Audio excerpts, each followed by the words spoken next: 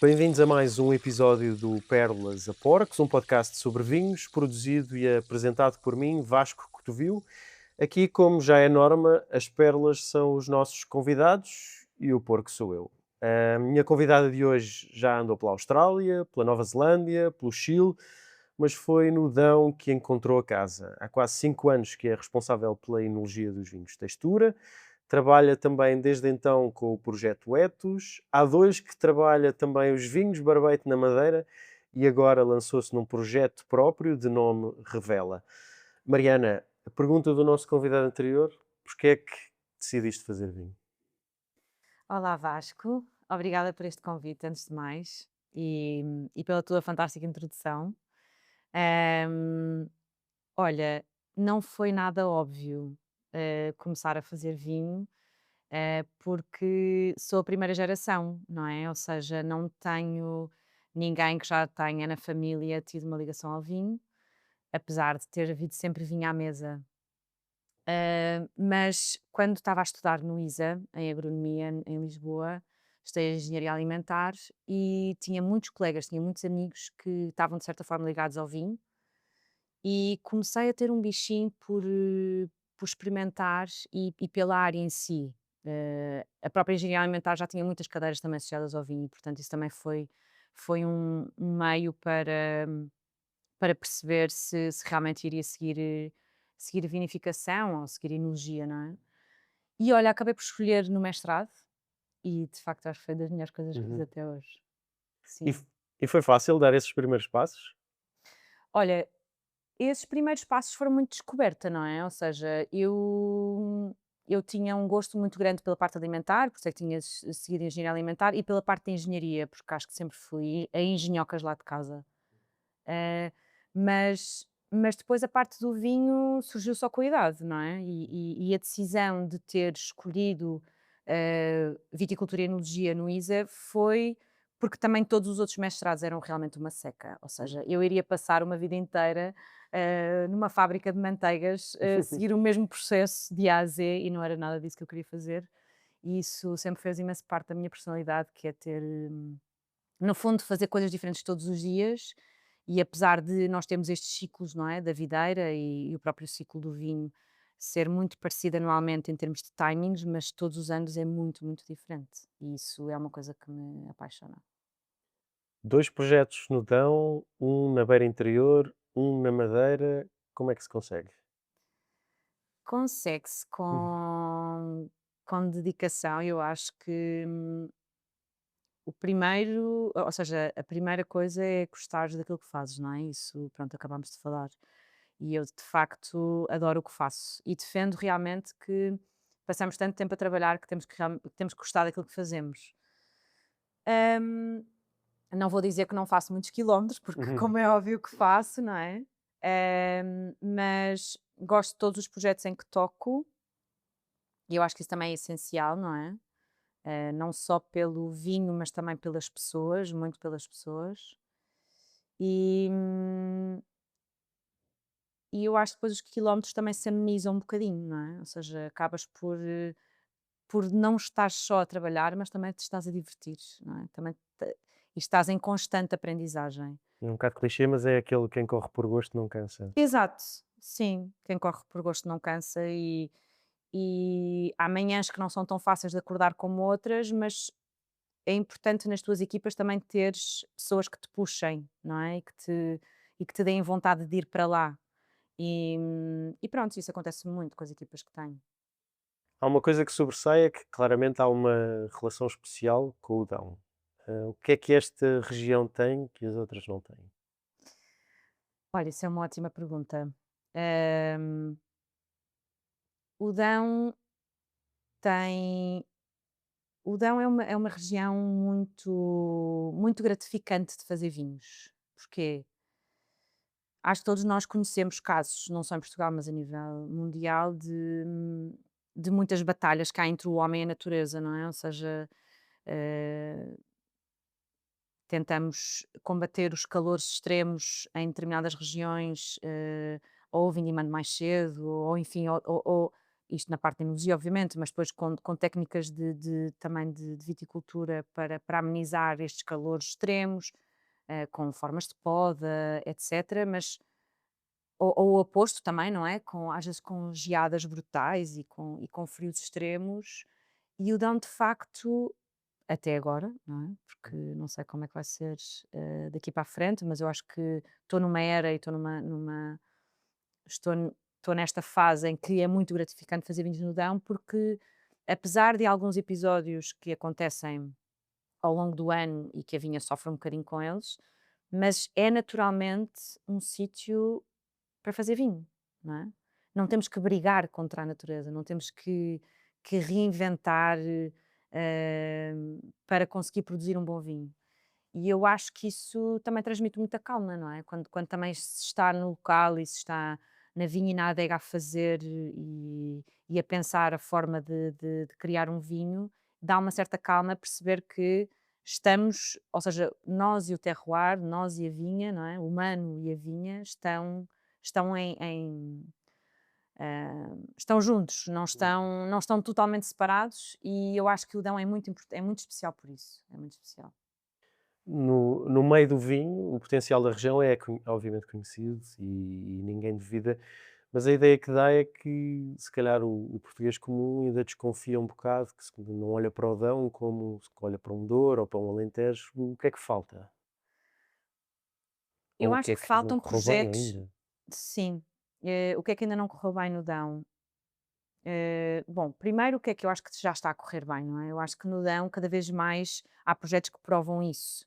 E tanto eu como colegas também do Dão, pelo que viajamos e pelo que também conhecemos de outros vinhos do mundo, também cá em Portugal, não é? Não é desde há muito tempo que nós temos também em Portugal distribuidores que façam a distribuição de vinhos internacionais, e, portanto, era uma coisa muito restrita, não é? Hoje, cada vez mais provamos coisas de fora, e quando se vai para fora com os vinhos do Dão, as pessoas percebem que há um paladar especial e há um equilíbrio muito grande nos vinhos e que agrada a muita gente. E, portanto, aquela primeira relação que eu acho que há muita gente, ou o consumidor começa por comprar, que é ótimo, mas ainda é um bom preço, não é? Quer dizer, hoje em dia há vergonhas que já não conseguimos comprar porque os preços dispararam, e quer dizer, há outras regiões do mundo que também estão a ir para esses modos, mas o Dão internacionalmente acho que está a ser um bocadinho já conhecido por isto, por conseguirmos realmente demonstrar a qualidade pelo preço que há, e está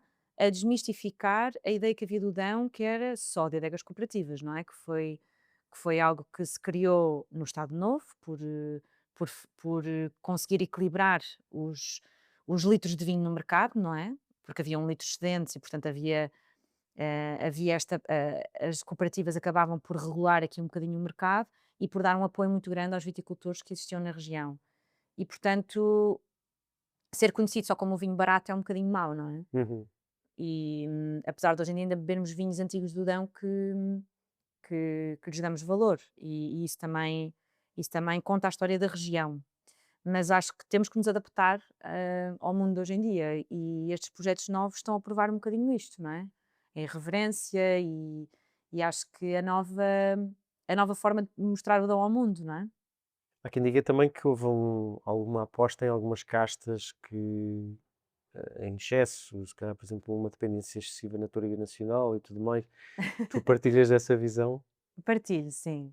Eu acho que a Toriga Nacional tem o seu lugar no nosso país, e eu acho que foi um mecanismo e foi assim foi algo que deu a conhecer Portugal ao mundo, não é? Porque de facto foi uma casta muito falada, muito badalada. Aliás, eu quando estive na Austrália havia a Toriga Nacional plantada na Austrália, não é? Quer dizer, tu acabas por ir depois a outras partes do mundo e vês destas castas mais icónicas plantadas noutros países. Isso dá para falar um bocadinho de Portugal enquanto país, mas não acho que seja a Toriga que tenha todas as características para um bom vinho a solo, não é? Eu acho que a Toriga é boa em blend e pode transmitir características e qualidades muito interessantes num blend, mas não a solo. Então, depois de alguns anos a trabalhares com os vinhos de textura, lançaste este teu projeto, os Vinhos Revela. Para quem não conhece, podes-nos falar um pouco sobre o projeto, quais são os vinhos que estás a tentar fazer, qual é o objetivo? Sim, claro. Olha, Revela surgiu em 2021. Aliás, o Revela só surgiu muito mais tarde, porque escolher o nome foi uma das partes mais difíceis. Mas eu já trabalhava há muito tempo com vinho, desde 2010, que foi quando acabei o curso em agronomia, e eu acho que tive sempre este bichinho de querer ter algo meu, não é? Porque quando crias, criar para ti é diferente de criar para os outros. E não me quero fazer entender mal, mas eu acho que tens mais liberdade pela forma como crias, não é? E eu acho que tens menos barreiras para executar. E, portanto, acabas por, eh, acabas por levar a tua intuição até ao fim, não é? Que nem sempre é muito fácil, porque estar a solo num projeto às vezes surgem questões eh, mínimas e básicas sei lá, do dia a dia, da logística, não é? Que também falámos e dúvidas que possam surgir, mas que tu acabas por conseguir resolvê-las com alguém com quem trabalhes. E num projeto a solo às vezes tem isso de bom, mas também tem isso de mau. Mas voltando à tua pergunta, o Revela surge por esta vontade de querer criar um projeto próprio. Eu no Dão encontrei um bocadinho este santuário, não é? De paz, não é? Porque eu acho que o Dão tem muito isto. É tão gratificante fazer vinhos lá que te sentes-te bem lá. Eu sinto-me muito bem no Dão. E, hum, e depois consegui-me também associar a viticultores que me apoiaram desde o início. E isso também foi muito importante para dar continuidade e consistência ao projeto. E o Revela é porque eu acredito realmente que não é possível mostrar mais do que aquilo que as uvas têm. Ou seja, quando tu pegas numa uva, a qualidade que vem nessa uva já faz parte dela e vai fazer parte do teu vinho.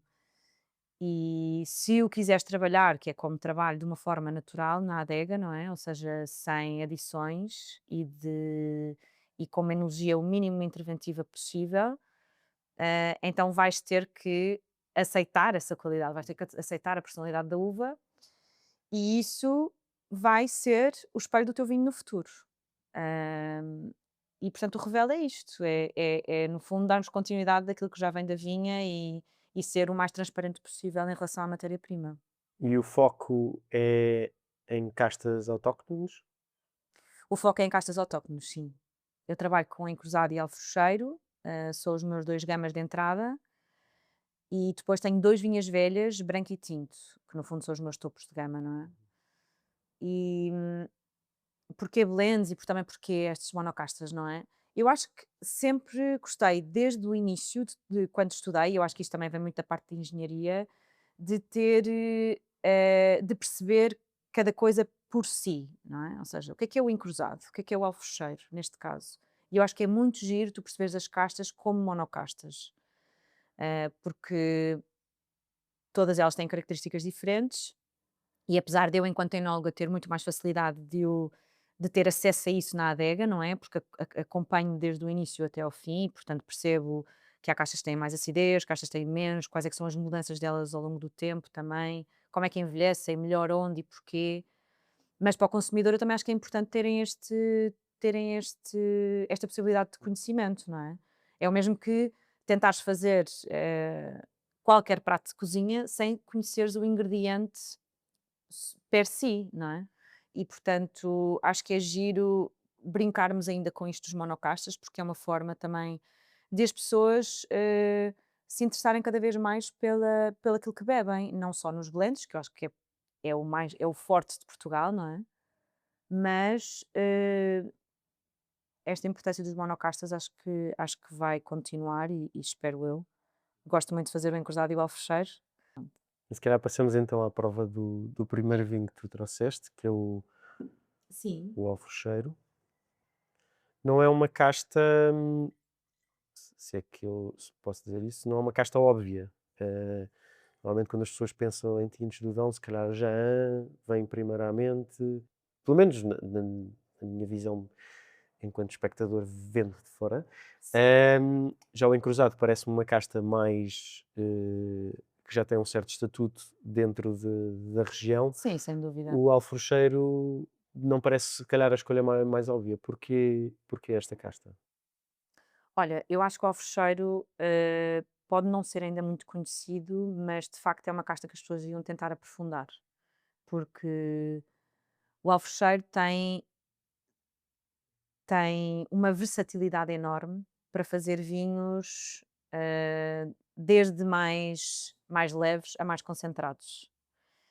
E eu gosto desta versatilidade nas castas, não é? É giro quando tu consegues usar as castas em blends, quando consegues usar as castas sozinhas e quando consegues, através da própria casta, que eu acho que é um bocadinho o exemplo daquilo que temos aqui hoje, fazer um vinho um bocadinho diferente também daquilo que Sim, estamos habituados, continuando a ser um vinho tinto. Pronto, que foi muito essa a ideia que eu tive sobre o alfrocheiro.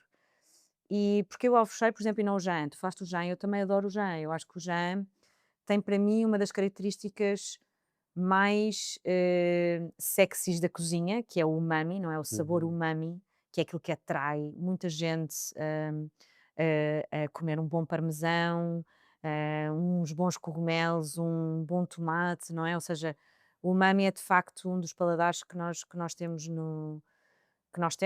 que é mais atraente. E o Jaan tem muito isso para mim.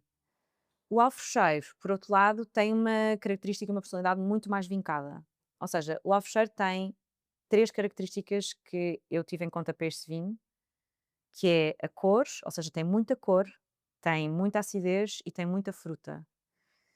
E eu queria fazer, um vinho tinto com maceração carbónica, que eu ainda não tinha provado também muito no Dão e sempre foi um estilo de vinho tinto que me apaixonou imenso, por vinhos que provei também de outras partes do mundo sim. e sabes que em Beaujolais é onde provamos mais, não é, esses vinhos e, enfim, e cada vez mais também na Borgonha, estão a fazer com Pinot Noir muita maceração carbónica e depois envelhecimento em barrica de madeira, e eu acho que é uma técnica que preserva muita fruta, mas que mostra muita elegância da casta. E eu comecei em 2023 com Alfrocheiro, eu acho que por ele ter estas 3 características que te falei, da acidez, da cor e da fruta, se eu as conseguisse amenizar um bocadinho ou mais que acalmá-las um bocadinho, Uhum, não é, durante a fermentação, também, iria conseguir ter um vinho, leve, mas com personalidade ao mesmo tempo. E comecei em 2023, gostei imenso do resultado e continuei. uhum. Não, e a minha, a minha primeira reação foi um bocado de espanto, porque estava à espera de um tanino mais presente e não, é muito mais leve e com muita fruta. eh, é muito interessante. É super diferente do que eu tinha imaginado. Ahm, Sim, mas eu acho que isso também é giro, não é? sim, Tu sim, sim, sim, conseguires sim. provar que não é conseguir provar, quer dizer, eu também não estou aqui para provar nada, mas conseguires, às tantas também olhar para uma caixa de maneira diferente e olhar para uma região de maneira diferente, e mesmo que nunca se tenha provado um alfrocheiro desta forma no Dão, se calhar isto é um mecanismo ou há um meio para o fazer, não é? Sim, e não deixa de ter uma sensação de lugar bastante vincada. Acho que isso é super importante. Este vinho segue, se calhar, um molde um vinho mais leve. Estamos a falar de que ano? Só para 2024. 2024, portanto, bastante jovem. Ahm, Parece-me com muito pouco álcool. Sim, é muito pouco álcool. Este vinho é feito a pensar no mercado de hoje em dia, em que os consumidores estão à procura de mais frescura, vinhos se calhar mais leves, com mais fruta, ou, ou é uma coisa que não entra nas suas considerações e que acaba por ser só uma coincidência de que o que o mercado procura hoje em dia é o que tu procuras fazer? Olha, é uma boa coincidência. Ou Hum, seja, eu sempre adorei este estilo de vinhos. Eu gosto muito de vinhos concentrados e ou seja, gosto de vinhos que tenham profundidade e que tenham longevidade, não é? E que tenham também muita, ou seja, que tenham complexidade no copo, não é? Um vinho que possas abrir hoje e que possas beber ao longo do dia, quer dizer, isso às vezes não acontece porque as garrafas devem-se, não é? Mas eu acho que é muito interessante tu poderes abrir um vinho hoje e prová-lo amanhã, para perceber qual é que é a evolução do vinho. Nós às vezes temos muita pressa nas provas, não é? E eu Sim. falo muito por mim, às vezes muito pelo meu grupo de amigos. Nós temos muita pressa na prova às cegas, não é? Queremos logo descobrir, queremos logo beber a garrafa toda para passar para a próxima. E eu acho que ter esta calma de perceber como é que o vinho se comporta em vinhos mais complexos é super interessante e eu acho que abordo um bocadinho isso no meu Vinhas Velhas Tinto.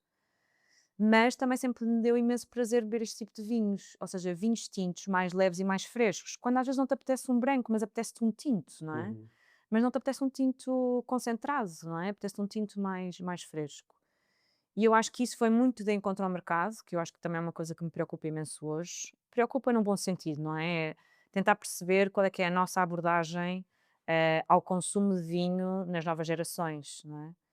E eu acho que isto também é um canal, eu acho que isto também é um caminho, este tipo de vinho mais leve, com menos álcool. Este Alfecheiro 2024 tem 11 graus e meio, eh, e, hum, e eu decidi pôr estes 11 graus e meio no rótulo, podia pôr 12, mas para mostrar um bocadinho isto, não é? Que é possível fazer um vinho tinto que é fresco, que é agradável e que tem 11 graus e meio. E eu acho que vai muito de encontro ao que se procura hoje também. Portanto, eu acho que é uma feliz coincidência e agradável, não é?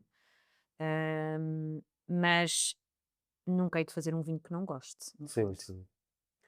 Nos últimos anos temos, e cada vez mais, quer dizer, nas últimas décadas, mas se calhar talvez mais nos últimos anos, começa-se a sentir em Portugal os impactos das alterações climáticas. Como é que isso te afeta a ti?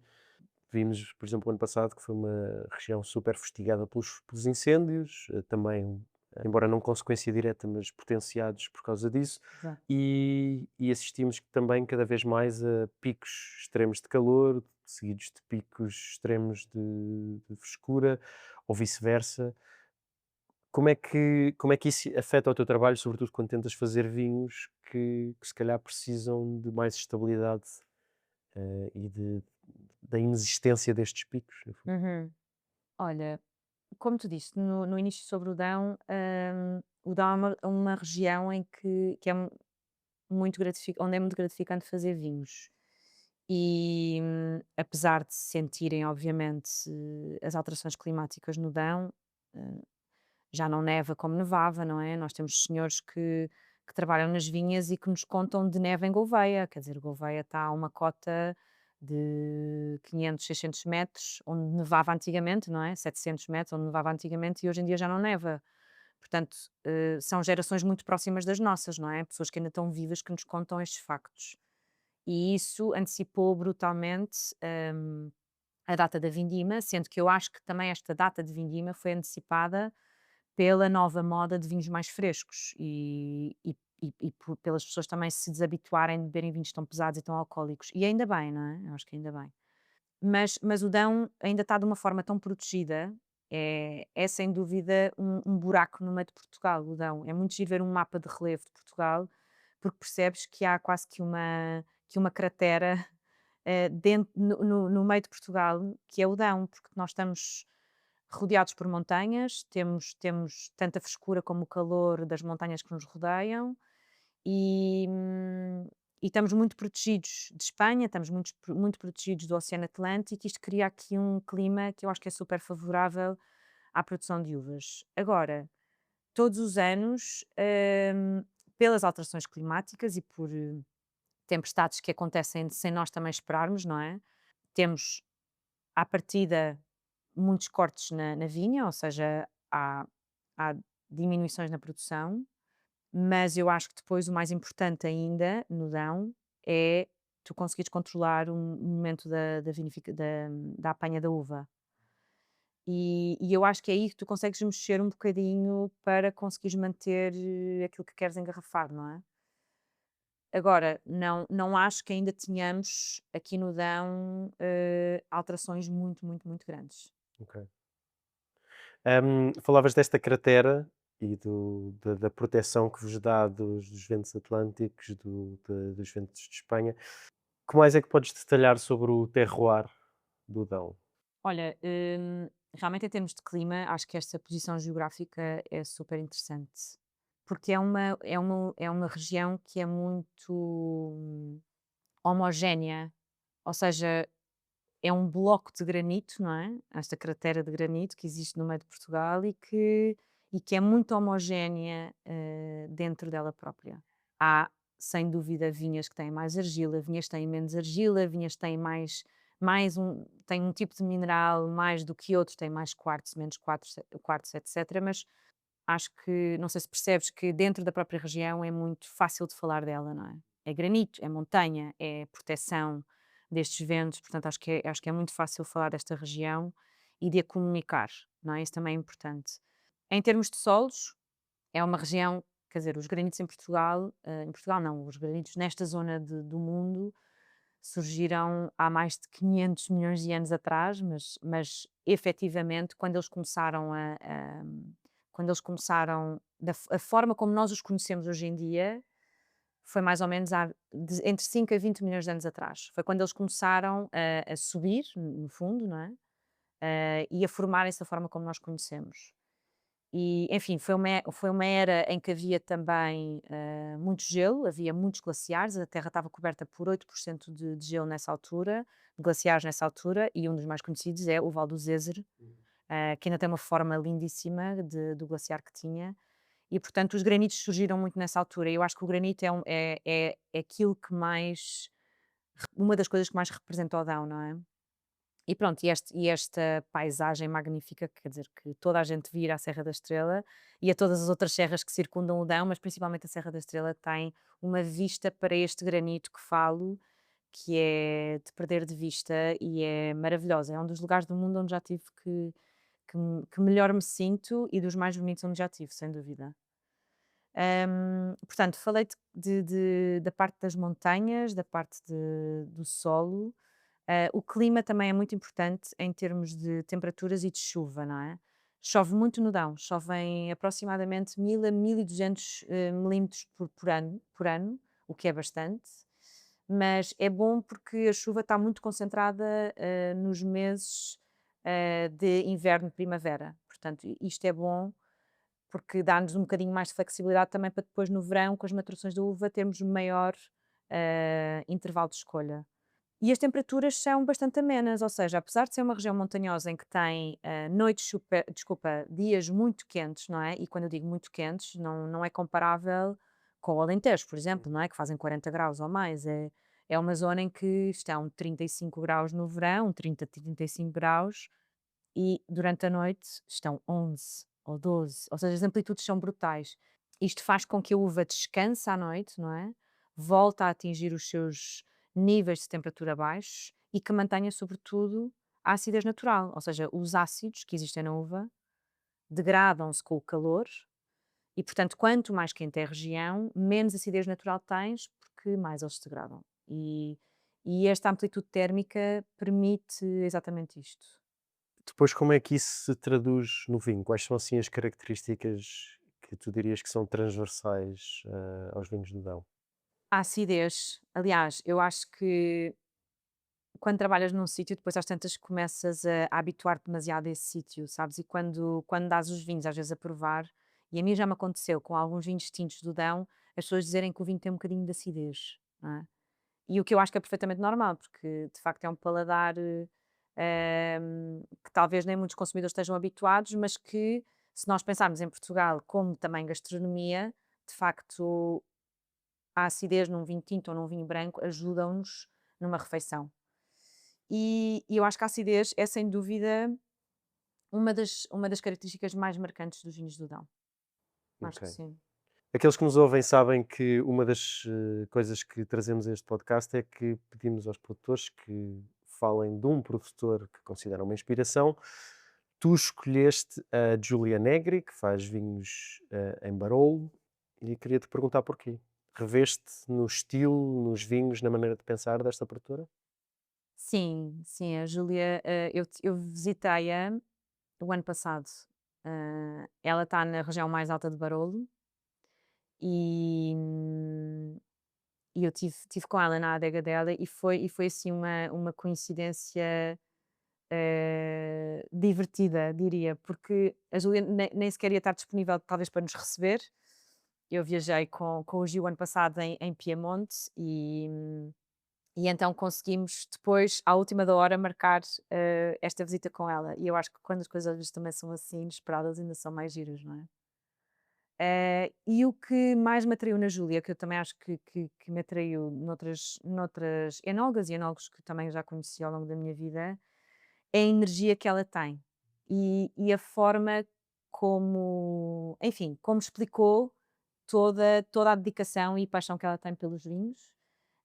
Depois, mais tarde, e ainda durante essa visita, claro que nós provámos os vinhos todos que ela faz, mas a descontração com que ela explicou e a forma como nós visitámos tantas vinhas como a adega, revi-me imenso na forma de ser dela, e acho que talvez por termos idades muito próximas, escolhi-a hoje para provarmos o vinho, um dos vinhos dela. Que eu acho que às vezes nós temos um bocadinho estes ícones na nossa vida, não é? Que podem ser pessoas mais velhas, que normalmente até são pessoas mais velhas em quem te revês, mas também acho que há muito isto, não é? De encontrares assim alguém que é, de certa forma, semelhante, na forma como trabalhas. Não sei, não, acho que não fazemos vinhos iguais, obviamente, ou Uhum. não acho que vá fazer vinhos iguais à Júlia, estamos em zonas completamente diferentes, e, mas gosto muito, principalmente, da energia que ela transmitiu durante a visita e da forma como ela se dedica ao projeto e como faz os vinhos. Sim, o perfil de Barolo que ela apresenta é espetacular. Vou então abrindo aqui a garrafa e enquanto faço isso, ali numa entrevista dela que tenho aqui uma citação, eh, limpeza, simplicidade para trabalhar bem e paixão, porque os vinhos têm de mostrar de onde são. Isto é uma ideia que se calhar veicula alguma precisão, mas também a sensação de lugar. São ideias com que tu te identificas e que procuras também para os teus vinhos? Ela fala de limpeza, Simplicidade simplicidade, para trabalhar bem exato. e paixão. E depois Sim, diz a paixão acho que já falei, não é? Foi uma das coisas que me atraiu nela, foi a paixão com que transmite e com que fala. Os italianos sabemos que fazem muitos gestos, não é? E isso é logo apaixonante, eu acho, de ver. Eu acho que é uma cultura com a qual me identifico imenso. Mas, mas acho que, sem dúvida, a paixão e para além de simplicidade, também acho que acrescentaria, eu vejo isso muito no meu projeto, ou tento seguir muito esta filosofia de equilíbrio, não é? Que é o equilíbrio quer dizer, no fundo, agora falando do vinho, é o equilíbrio do vinho que eu engarrafo para dar a provar ao meu consumidor, não é? Ao consumidor que quer provar os vinhos Revela. E eu acho que esse equilíbrio é super importante. E é perceptível nas pessoas que provam um vinho equilibrado que gostam desse vinho, não é? Eu acho que não é preciso o vinho ter uma característica super marcante, ter muita acidez, ou muito tanino, ou muita cor, não é?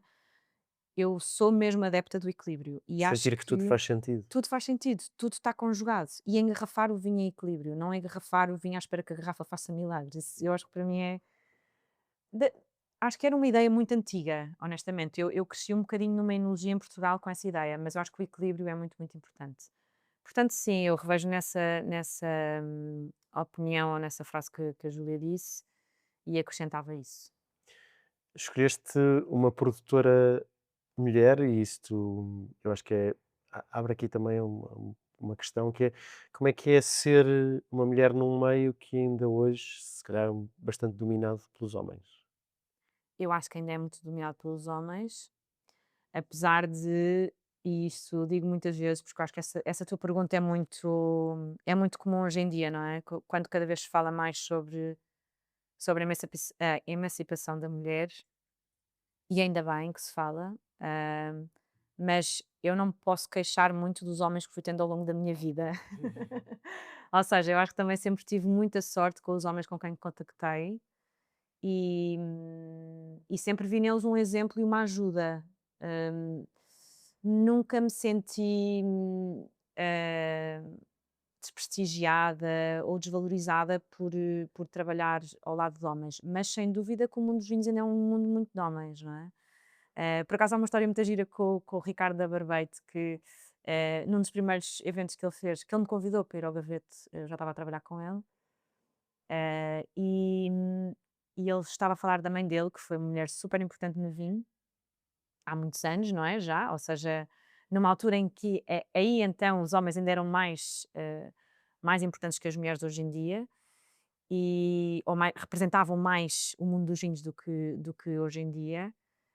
E o Ricardo dizia: Pois, a minha mãe às vezes estava em salas só com homens, era ela e homens. E eu, quando olhei à volta, também só estava eu e homens, na prova que o Ricardo fez no gavete. Ou seja, ainda continua a ser um bocadinho assim, não é? Eu acho que não é só por esta qualidade de mulher-homem, ou seja, não quero dizer qualidade. Ou seja, eu acho que continua ainda a ser um mundo mais de homens do que mulheres, porque eu acho que os homens também se interessam mais por vinho do que mulheres. Acaba por ser mais um hobby, mais de homem do que mulher, não é?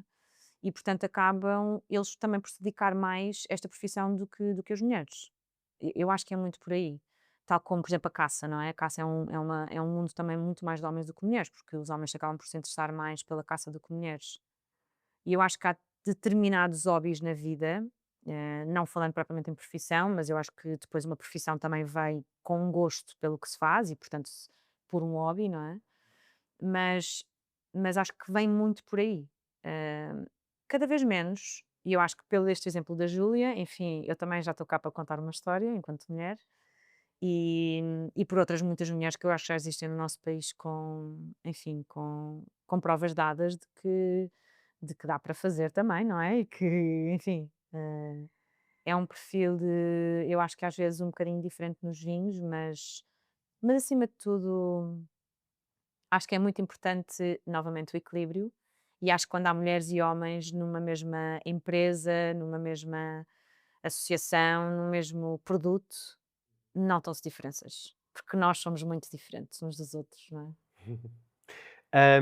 A Júlia, quando avançou com o projeto dela, apesar enfim, da família ter um passado na produção de vinhos, ela, pelo que eu li, escolheu um caminho muito próprio, adotou, não sendo completamente super progressista e entrando completamente em ruptura com o que já se fazia, também não foi conservadora. Tu sentes que adotaste um caminho semelhante e que encontraste resistência por parte de produtores da região ou de outras pessoas com quem te foste cruzando, quando tentaste introduzir, se calhar, por exemplo, formas de vinificação diferente, ou estavas a falar, por exemplo, da maceração carbónica, ou sentiste que as mudanças que tu introduziste foram bem vistas, abraçadas e até celebradas? Eu acho que temos de ser sempre um bocadinho diferentes, não é? Ou somos sempre um bocadinho diferentes. E a forma como a Júlia, como falaste, como ela tentou fugir um bocadinho, talvez, à parte mais, ou à forma, ela fugiu à forma de fazer vinho, talvez que o pai fazia, mas não a 100%, não é? Até porque, sendo ela neste momento a cara do projeto, acho que faz todo o sentido ter muito o cunho dela. E, e como eu tentei abordar o Revela no Dão, foi sem dúvida tentar transmitir muito aquilo que eu sou, não é? Por isso é que o Revela é a Mariana Salvador Vinhos. E quero, sem dúvida, mostrar a minha criação, não é? A forma como foi aceite ou não aceite. Acho que até agora estou a ter bons feedbacks e claro que é importante para mim. Todas as opiniões são válidas, honestamente. Não defendo nada que nos devamos fechar no nosso próprio mundo e eu acho que comecei a fazê-lo quando saí a primeira vez para a Austrália em 2013, não é? Tentei ir para fora também para absorver outras culturas, outras formas de fazer, outras formas de pensar. E o ser-se pequenino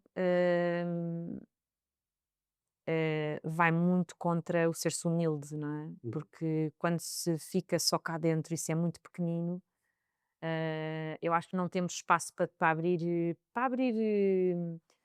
os braços para aceitar também outros produtores e outras pessoas, e eu acho que é a única forma de levarmos o Dão para a frente. Ou seja, é é muito em conjunto e cada um tem a sua forma de fazer, de trabalhar, os seus clientes, os seus fornecedores, etc. Mas eh, acho que Barolo, que temos aqui à frente e que estamos a provar agora, é um exemplo disso, não é? Hoje em dia, quando se eu falar de Barolo, quando se eu falar de Piemonte, toda a gente quer beber estes vinhos, independentemente de serem da Júlia ou não. Ou seja, se falarmos num mundo mais global, não é? Não, eh, é uma palavra, ou seja, Barolo e Piemonte são palavras que estão já embebidas nos dicionários de vinho, na cultura de vinho mundial. Sim, E eu são acho sinónimos de grandes vinhos, não é? exatamente, e eu acho que é para aí que o Dão tem que caminhar, e só vai conseguir caminhar se nós todos puxarmos uns pelos outros.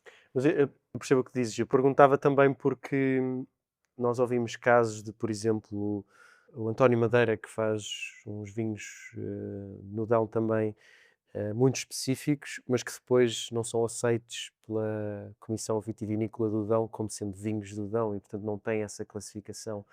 E, portanto, se calhar a pergunta é mais: sentes que ainda há dentro da região quem resista a esta nova onda, a estas novas maneiras de pensar, de vinificar? Olha, eu acho que o António veio mostrar o que é um verdadeiro vinharrón, não é? Eu acho que ele também sempre quis passar isso muito para o público, que é desde a vinha até ao vinho, não é? E todo o trabalho que dá, e conseguir ter um produto que é apreciado hoje em dia mundialmente. E tu vives em Londres, Uhum. sabes que a Noble Rot já falou do António, não é? Por exemplo, é um dos produtores portugueses que já foram mencionados numa revista que é mundialmente conhecida. Eu acho que isso significa muito. E, e às vezes, e eu acho que não é só o que o produtor diz, não é? Não é só o que o produtor defende ou engarrafa, mas a prova de que o mundo gosta dos vinhos dele. E, portanto, tal como falei que sair, conhecer outras realidades é tão importante, e eu acho que foi muito importante no meu crescimento enquanto enóloga, eu acho que também é importante termos organismos certificadores que têm uma diversidade maior dentro deles próprios, para conseguirmos abranger eh, vários pensamentos, várias ideologias, e para ser um debate saudável sobre este assunto, não é? Para não ser castrador, para não ser sempre igual, Uhum. e para abrirmos portas a novas formas de vinificar e de produzir uvas, não é? E portanto, sim, eu acho que é importante desenvolver isso, tanto nos organismos, mas quer dizer, o António veio dar este input à região, que eu acho que foi muito positivo. Para mim é um dos produtores que eu hoje mais considero no Dão. Uma resposta muito diplomática. Ahm, Ainda não falámos muito do vinho que estamos a beber. É um Giulia Negro Barolo La Tartufeia À de tartufaia. 2020. É super translúcido, que é fascinante. Normalmente, ou às vezes, os barolos têm assim, uma certa sujidade e são mais concentrados. Este é. Sim, mas tem aquela cor meio tijolo, não é? Que eu acho que os barolos têm sempre muito, aquela cor mais atijolada. O Nebbiolo acho que dá sempre estas notas de cor. Sim, E tanino bastante vincado também. Mas apesar dos 14% de álcool, tem aqui aquele equilíbrio de que tu falavas, não é? tem muito equilíbrio. Eu acho que tem imenso equilíbrio. E sabes que este é um dos rótulos que eu gosto mais da Julier, é uma o Lata Atufai é um dos vinhos que eu mais gosto dela, e acertaste em cheio, porque quando te falei sobre a Júlia, depois disseste-me que ias trazer esta garrafa e acertaste em cheio mesmo. E 2020 foi um ano espetacular, e eu acho que apesar de sentirmos aqui algum tanino, é um tanino que eu descrevo sempre como o tanino do chocolate preto, que é aquele tanino, quando tu comes um chocolate preto e sentes uma ligeira tensão, não é? Do tanino na língua, mas não é em demasia, ou seja, é aquela aquela adstringência que é quase saborosa, Uhum. não é? E eu acho que os Nebbiolos têm muito isto, eu acho que a Júlia trabalha isto muito bem, e também é algo que eu busco um bocadinho nos meus vinhos, Quase que dá vontade de comer para continuar a beber mais. exato, e não é seco, não é verde, não é? Ou seja, está super bem integrado e dá-me realmente esta sensação de tanino cacau quase, não é? Uhum, Não pelo sabor, mas pela textura. ok.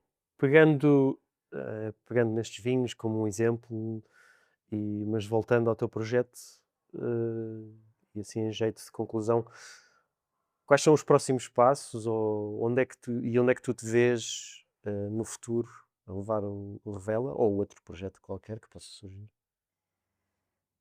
Sem dúvida que o Revela é para crescer e ainda tem muitas pernas para andar, não é? E, mas também ainda estou num lugar um bocadinho expectante, não é? Ou seja, estou assim a tentar perceber quais é que são os próximos passos a dar, de que forma é que vou crescer, e pronto, isso é giro, não é? Quer dizer, eu ainda não estou estabelecida a 100%, estou num crescimento, acho que bastante bom. Eu comecei por produzir 2.500 garrafas em 2021 e 2022 e 23 já produzi 4.000 e agora já vou produzir mais em 2024. Já vou dar aqui um salto bom e, e acho que começar a tocar eh, a minha música, não é? Ou começar a mostrar a minha criação, a minha arte noutras partes do mundo é super importante, portanto vejo-me sem dúvida a exportar mais. No mercado nacional já acho que pelo menos o grupo ou o círculo de sommeliers com quem eu tenho mais contacto e que me conhecem um bocadinho melhor, acho que já sabem o que é o vinho Revela. Hum, mas se calhar há alguns consumidores portugueses que ainda não sabem muito bem, não é? Porque, enfim, também hoje em dia aparecem muitos produtores novos e acabas por estar um bocadinho lado a lado com muita gente e eu acho que isso também é um dos objetivos, não é? Dar-me um bocadinho mais a conhecer. Mas por isso é que também criei o meu projeto, ou seja, o Revela também aparece um bocadinho por isso, não é? Ou seja, é para também ser um bocadinho a Mariana Salvador, produtora de vinhos, não é? E não só a enóloga de outras casas, mas que enfim, eu acho que as duas se complementam muito. Sim. Uma boa nota para terminar. Passamos então à ronda de perguntas rápidas. Isto, perguntas diretas, resposta simples, Uhum. sem pensar. Casta favorita? Casta favorita. Olha, eu tenho mesmo que dizer Barolo. Barolo não, desculpa. Casta favorita, Nebbiolo. Ok. E uma casta que detestas ou que dispensas? Olha, eu casta que dispenso, sim. Moscatel, não gosto nada, não gosto muito de moscatel. Acho que é muito doce, muito intensa, tem pouco equilíbrio com acidez, portanto, é uma casta que não gosto muito, na verdade. Desconfio que sei a resposta da próxima. Uma casta que tu achas que é subvalorizada? Ou melhor, que as pessoas não dão valor, mas que tu achas que tem muito potencial. As pessoas não dão muito valor, mas tem muito potencial. Alfrecheiro. Era o que eu pensava. E uma casta sobrevalorizada? Toriga Nacional. Em Portugal, a Toriga É, Nacional. é inacreditável que eu acho que estamos em sete ou assim uma coisa, de pessoas a dizer. Não, eu acho que houve uma pessoa que não disse Toriga Nacional, mas já não me lembro quem foi. Ahm, Falaste em uma inspiração a nível internacional, assim uma inspiração a nível nacional, alguém que tu vejas como alguém que possivelmente gostasses de trabalhar com, por exemplo? Olha, há várias inspirações a nível nacional, mas uma delas é o Nuno Duó, com quem eu já trabalhei e foi sem dúvida um mentor. Eu aprendi imenso com ele, partilhámos muitos vinhos, muitas horas, muitos stresses, muitas alegrias e, portanto, foi assim uma pessoa que me marcou muito durante o meu crescimento e eu acho que ele é um dos melhores enólogos do nosso país. Depois o Luís também, com quem trabalho, não é? O Luís Seabra, também acho que é um exemplo de um dos melhores enólogos do nosso país e acho que também é um exemplo que sigo.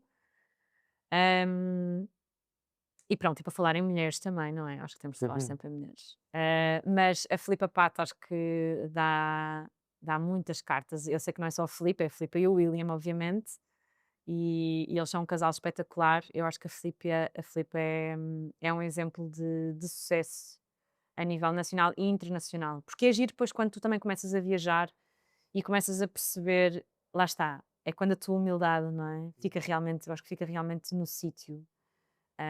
Deixas de sentir o maior deste mundo, não é? E quando começas a viajar e começas a perceber estas personagens lá fora e o impacto que elas têm nos vinhos portugueses, que é realmente muito grande. E também falámos do António Madeira. Enfim, eu poderia continuar. Obviamente, há um leque de produtores gigante em Portugal enfim, que trabalha muito bem a marca Portugal, não é? Uma região favorita ou uma região onde gostasses muito de trabalhar? Olha, eu adorava explorar a zona de a zona do Chenin Blanc, Ok. em França. Adorava explorar a zona do Loire e acho que me via a trabalhar lá. É um é um perfil de brancos, principalmente os brancos. Cabernet Franc não é uma casta que me atrai assim muito, na verdade. Os vinhos de Cabernet Franc, quando os bebo, eh, talvez precisem de um bocadinho mais de tempo de garrafa, mas são sempre demasiado ácidos para mim. Tem esta personalidade mais vincada, não é? É de Uhum. facto uma casta com mais acidez. Mas o Chenin Blanc é sem dúvida uma casta de equilíbrio para mim e é uma casta que faz parte dos meus vinhos favoritos, sem dúvida. Quando tenho que escolher algum vinho ou quando me apetece beber um vinho, às vezes nem sequer para pensar muito, não é?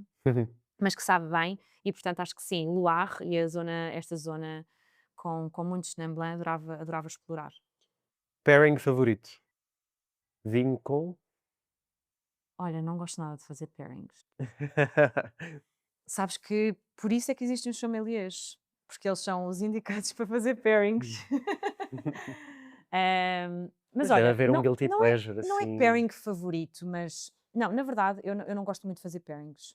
Eu, eu, por exemplo, com o Gil em casa, nós abrimos às vezes mais do que um vinho à refeição e, portanto, conseguimos provar mais do que um vinho, não é? Mesmo que não os acabemos nesse dia, nessa noite, mas conseguimos provar mais do que um vinho. Eu acho que isso é interessante, mas hum, acabo por não juntar muito não fazer muita, talvez, esta ligação. Mas eu acho que há uma ligação que é ótima, que eu adoro, que é comida picante com um vinho branco com um bocadinho mais de extração fenólica, ou seja, com uma parte fenólica um bocadinho mais vincada, ou seja, um vinho laranja, não é? Sim, Um sim, sim. orange wine.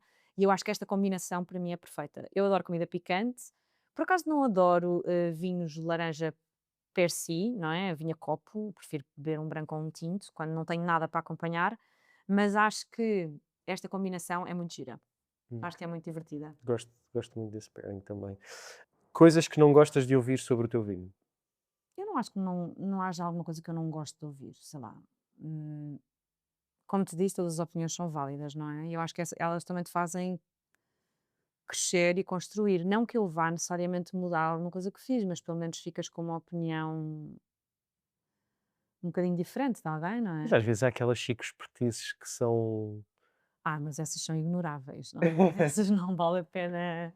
Acho Ok, que, ok. enfim, temos que filtrar também um bocadinho aquilo que ouvimos. Eh, o João da Nova Zelândia dizia que uma coisa que o irritava solenemente era quando diziam que o vinho era frutado, que é aquela coisa que pronto, que é tão É, ao mesmo é, tempo dá para tudo e não quer pois, dizer mas isso faz nada, parte dele. Ele se calhar não gosta de vinhos muito frutados e mas tenta pronto. Coisas que gostas de ouvir sobre o teu vinho? coisas que eu gosto de ouvir elogios, obviamente. Eu gosto quando as pessoas gostam daquilo que eu fiz, não é? Porque eu passo imenso tempo eh, com o meu vinho e dedico muita atenção e acho que muitas horas a fazê-lo e, portanto, quando tu sentes esse reconhecimento, acho que em qualquer coisa na vida, sentes-te bem e sentes que acho que é mais uma motivação para continuar, não é? principalmente pessoas que tu também reconheces na área, não é? Eu acho que essa é o maior elogio que posso ouvir é quando tenho alguém que eu considero que é muito bom enólogo ou que tem, para mim, uma voz muito ativa e muito presente, não é? E muito considerada no mundo dos vinhos. Quando essa pessoa te diz que o teu vinho está bom, eu acho que é espetacular. E para terminar, se estivesses no meu lugar, a entrevistar o próximo produtor, que pergunta é que lhe fazias? Olha, acho que fazia. Também não sei se eu conseguia dar a resposta, mas acho que perguntava o que é que achas que o teu projeto ou que os teus vinhos vão transformar ou deixar em Portugal ou no mundo? Em termos de legado?